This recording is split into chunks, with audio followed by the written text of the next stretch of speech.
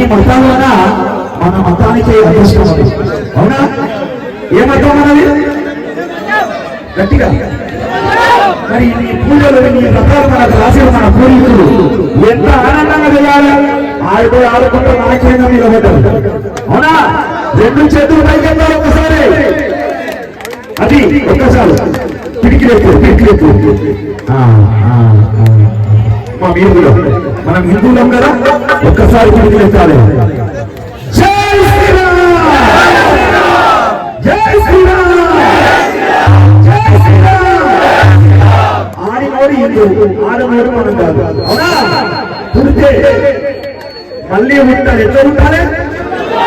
పుడితే మళ్ళీ మళ్ళీ మళ్ళీ పుడితే పుట్టాలి.